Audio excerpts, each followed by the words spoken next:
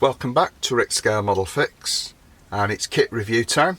This time we're taking a look at the reissued Airfix 1/48 scale English Electric Lightning F6. The first one from Airfix in 2026, and they didn't hold back on getting this one up onto the website and out to modelers waiting in anticipation for these. This was broadcast to the modelling public on Wednesday the 14th of January 2026. This was ordered on the evening and it arrived on my doorstep on Friday, January the 16th. You can't fault that for delivery. Update to the original box art and a very striking, moody lightning streaking up to the heavens, and it's a number 5 squadron aircraft markings of camouflage, dark green and dark sea grey, I think, with silver or aluminium undersides. And your kit number for this one is A09178A. So this tooling was issued in 1997 by Airfix, and it was really well received in the modelling world. So it's a really good outline and fairly accurate. Airfix have seemed to release it a couple of times since then, 2011 and 2012. So, you know, it's not been available for a while. I'm hoping that the kit parts have stood the test of time quite well, and obviously we've got a decal sheet, probably from Cartograph these time, for the markings that they've included this time. So without further ado, let's lift the lid and have a look at the plastic inside. So, bagged as Airfix standard practice, the sprues are quite large, but there's not many of them. And first and foremost, it's moulded in the current Airfix hard grey plastic. So let's just move that out of the way. So just opening the first one, let's have a look at what we've got. So there's a bit of flash evident there. I'll just check that bag for no errant parts that may be lurking. Okay, so, well, it's definitely showing it's vintage. There's quite some flash knocking around on the parts there, on the runners, but I can't see any on the actual parts. So apart from the tail fin there, there's going to be a bit of cleanup needed. No rivet detail. I mean, this kit is nearly 30 years old, so it is still looking quite good. We have got both fin tips in this one, and that's the intake, the radome bullet and the tail planes, so not a great deal on the sprue. As I said, it's generally showed its age quite well, but it is starting to look a little bit tired. Fuselage sprue, we've got the overwing tanks and the larger bomb bays there. Well, not as bad as the last sprue, but there's definitely a vintage feel to this.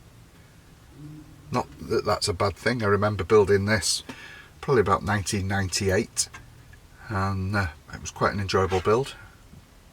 Quite a large airframe, just clearly not up to today's standards. Borderline vintage classic, maybe not quite yet.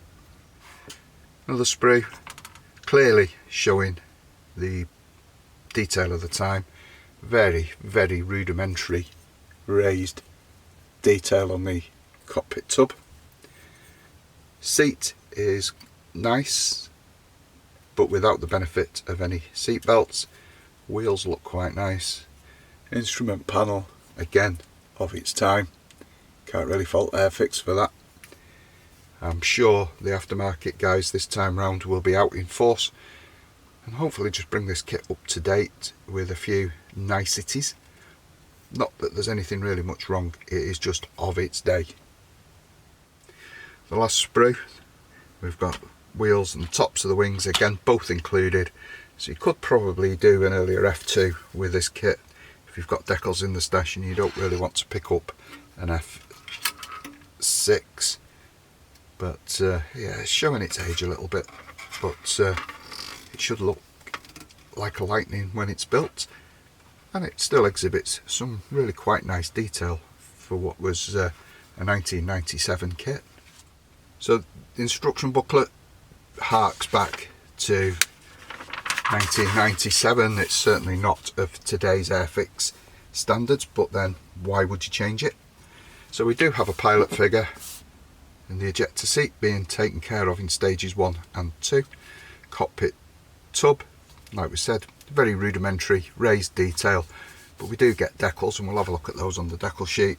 Seat going into the tub, and we've got, I think, probably throttle controller, pilot's controller, instrument panel again supplied with a decal, going over the instrument panel and everything coming together in stage 5. Stage 6 sees that intake bullet and the radome being added, and it's saying to add 20 grams of nose weight, which can be conveniently concealed within that bullet, certainly with the open nature of that front head-on intake. Turning the page, we see that intake and trunking coming together with a representation of the engine's first stage compressor blades. Jet exhaust, again going together, two sides, rudimentary detail, but the petals on the outside do look quite nice. Fuselage coming together with all those internal sections now being added. Flaps, wings, open up the holes for the overwing tanks if you are going to use those. Don't forget to do it on both sides. And we're onto the canopy. Voltage regulator, I think, being added there, and an aerial. Stage 16 on page 6 sees the wings being added. Now they've been built up on the previous page. We can have air brakes open or closed, intake ring, and the gun panels, depending on the version being modelled, smaller lumps and bumps going over there. Stage 17 sees the addition of the belly tank, no mention of the other tank in the instructions, so you're on your own there, or scale mates for the F2, F1 kit. 18, 19 and 20 takes care of the undercarriage, which is then assembled and added to the model before stage 21 and 22. They're all assembled in the next section on stage 23, which shows the ventral strakes and a few other bits and pieces, including the in-flight refueling probe and the nose gear, undercarriage doors and pitot. Red top and fire streak should you wish to arm your model.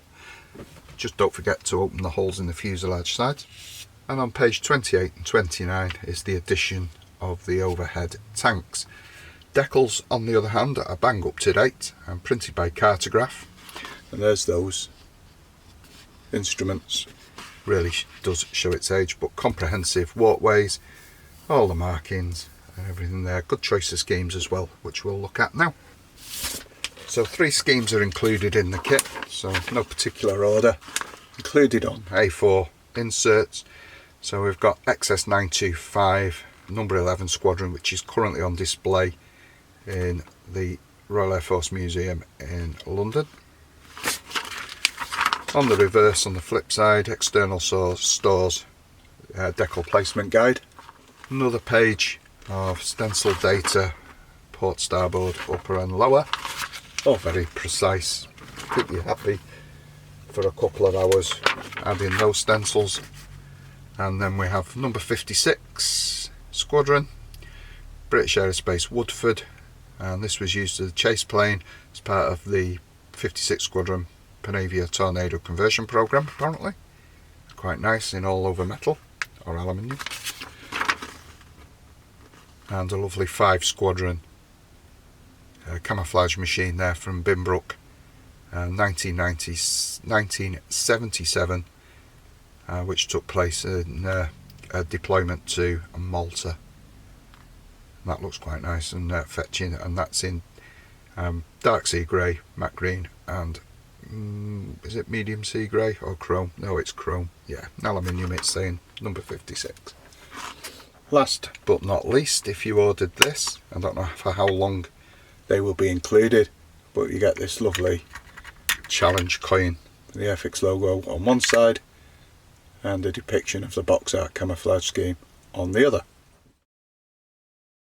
So there we have Airfix's re-released English Electric Lightning F6 in 48 scale. A welcome addition to the range, no doubt, for many. Some nice updated markings, Kit does need a little help in terms of detail just to bring it up to 2026 standards. Certainly needs some cockpit work doing, whether that be scratch built, aftermarket, 3D printed decal or such like.